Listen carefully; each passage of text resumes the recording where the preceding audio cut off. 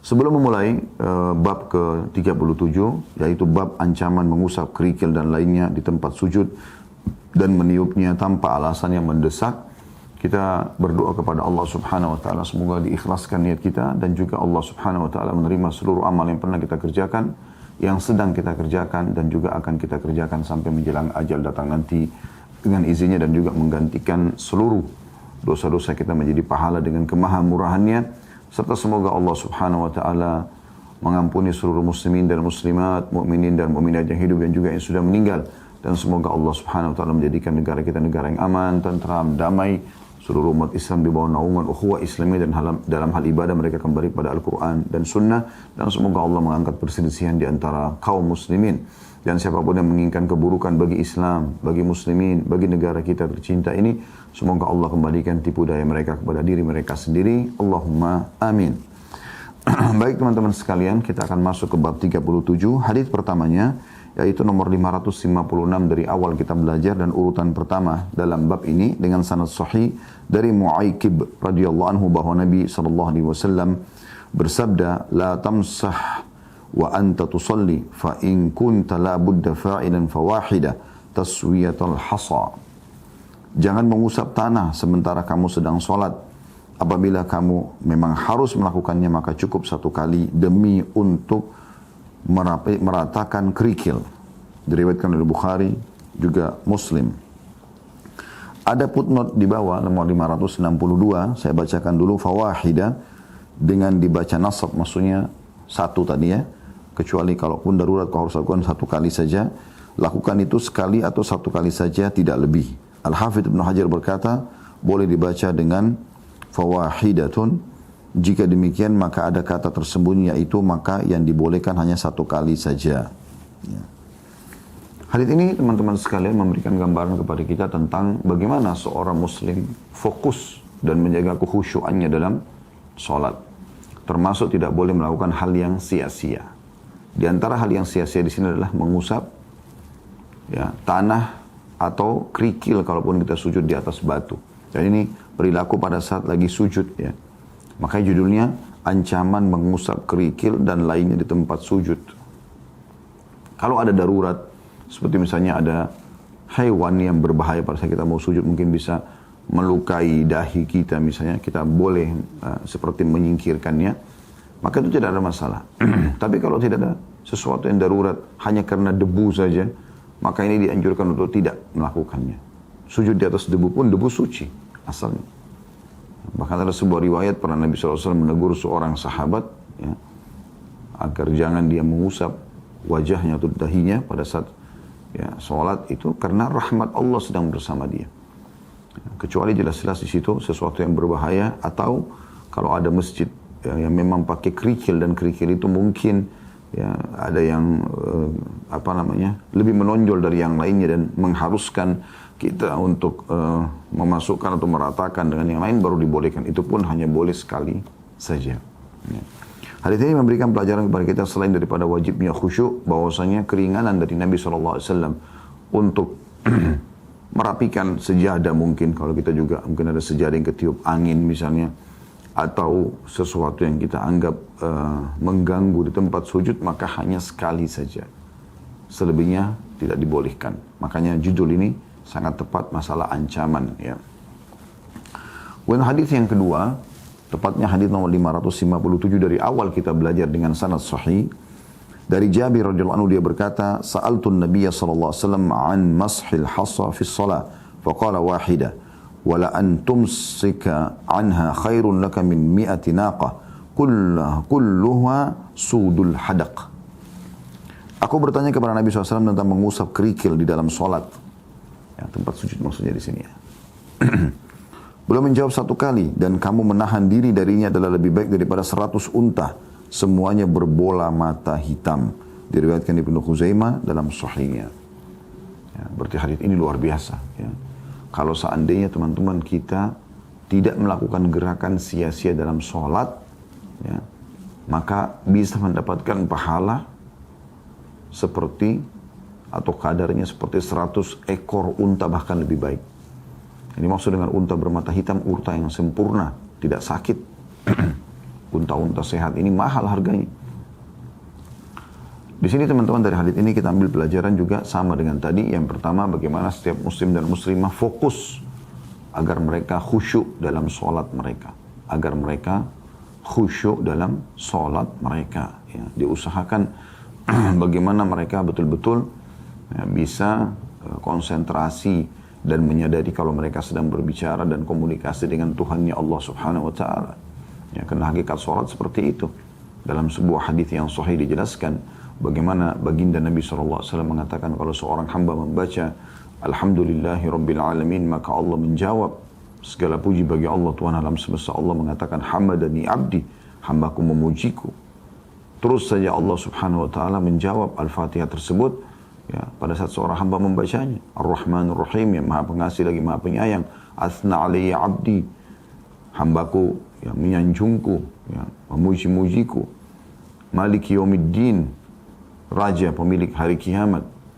Allah SWT menjawab, Majadani abdi, hambaku ya, menyanjungku, meletakkanku pada posisiku yang sebenarnya, gitu, sebagai sang pencipta, memuliakanku. Iyyaka na'budu wa iyyaka nasta'in, hanya kepadamu kami menyembah, hanya kepadamu kami minta tolong. Allah langsung menjawab, hadza li abdi wa li abdi ma sa'al. Hadza li wa li abdi, ini untukku. Iyyaka na'budu, hanya kepadamu kami menyembah. Wa iyyaka nasta'in, dan hanya kepadamu kami minta tolong. Ini untuk hambaku, karena kita boleh minta tolong kepada Allah. Ihdinas siratal mustaqim, tunjukkanlah kami jalan yang lurus. Siratal ladzina an'amta alaihim, jalan orang yang telah engkau berikan nikmat kepada mereka. Ghairil maghdubi alaihim waladdallin, bukan orang yang kau murkai dan juga bukan orang yang sesat. Kalau kita disunnahkan membaca amin, maka Allah mengatakan hadza li abdi wa li abdi ma sa'al, ini milik hambaku dan hambaku akan dapat apa yang dia minta. Minta akan diberikan petunjuk. Maka kita sedang komunikasi dengan Allah SWT. Tanamkan dalam diri kita, salat itu punya makna. Nabi SAW mengatakan, innama ju'ila qurratu aini fi shalah, Allah telah jadikan penyejuk mataku dalam salat.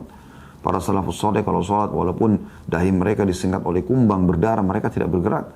Bahkan dinukil sifat mereka, para sahabat, para tabi'in, orang-orang saleh. Semoga kita bersama dengan mereka di dunia dengan cara seperti yang mereka lakukan dalam ibadah kepada Allah Subhanahu wa Ta'ala, dan bersama mereka di surga Firdaus insyaallah tanpa hisab nanti.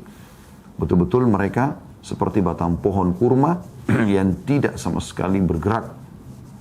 Mereka sangat kokoh dalam sholatnya. Bahkan sebagian mereka pada saat terjadi kebakaran di sekitarnya, mereka tidak sama sekali bergerak karena merenungi bagaimana panasnya api neraka. Ya. Jadi poin pertama pelajaran dari dua buah hadis ini adalah bagaimana seorang muslim fokus. Ya. Betul-betul dia buat sholatnya punya makna. Ya. Kekhusyuan, konsentrasi. Kemudian pelajaran yang kedua adalah bagaimana keutamaan yang didapatkan dari seseorang yang justru meninggalkan hal yang sia-sia dalam sholatnya, terutama dalam sujud, ya. Dia berusaha agar dalam sujudnya itu tidak terganggu, tidak pecah konsentrasinya, ya. Maka ini juga bagian daripada hal yang luar biasa, karena Nabi SAW menyebutkan lebih baik, ya, perhatikan lafaz hadisnya, dikatakan khair, lebih baik, bukan senilai ya, tapi lebih baik daripada 100 ekor unta. Bagaimana bahagianya orang kalau mendapatkan 100 ekor unta. Kalau kita mungkin di Indonesia tidak ada unta atau jarang mungkin, kecuali di kebun binatang kita mengatakan 100 mobil. Ya. Itu luar biasa gitu. Ini mirip dengan firman Allah Subhanahu wa Ta'ala tentang Lailatul Qadar.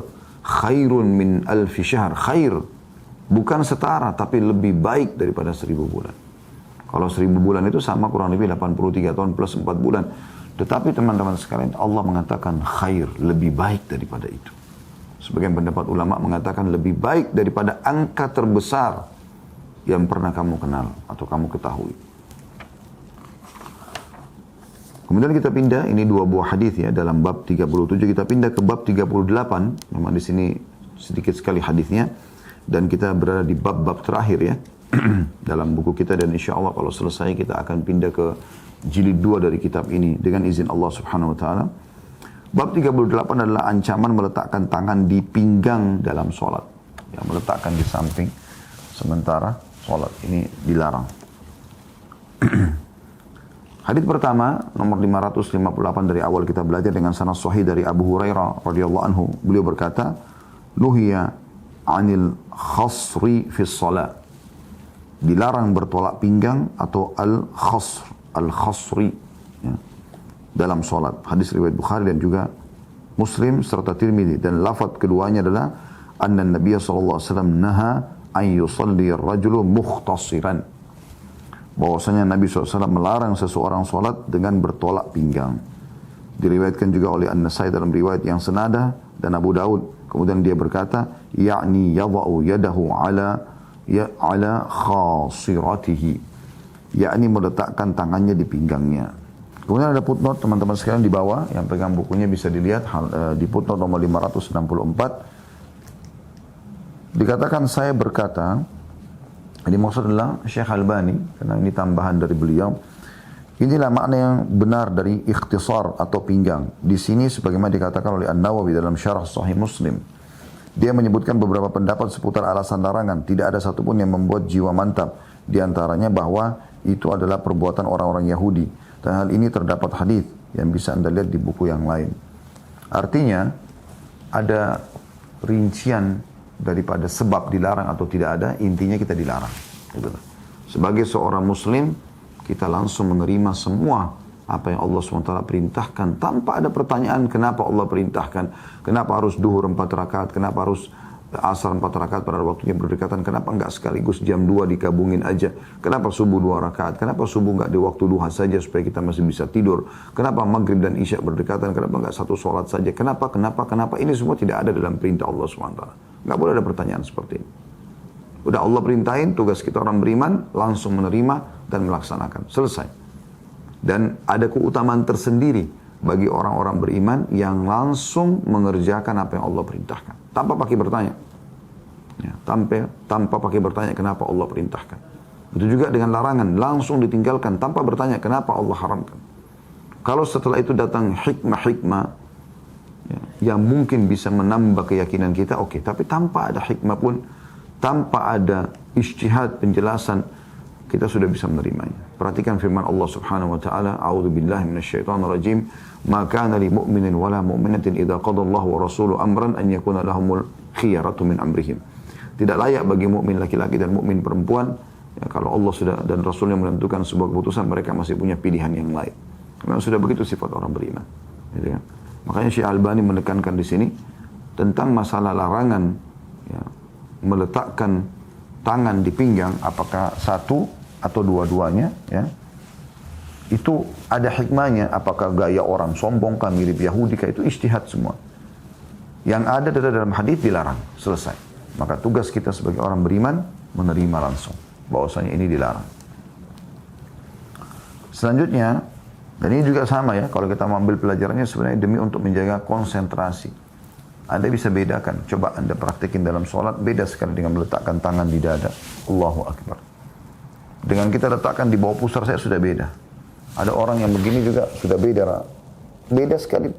Kita pun secara konsentrasi beda. Apalagi kalau sampai meletakkan di pinggangnya. Ini tentu akan jauh dari konsentrasi. Ya.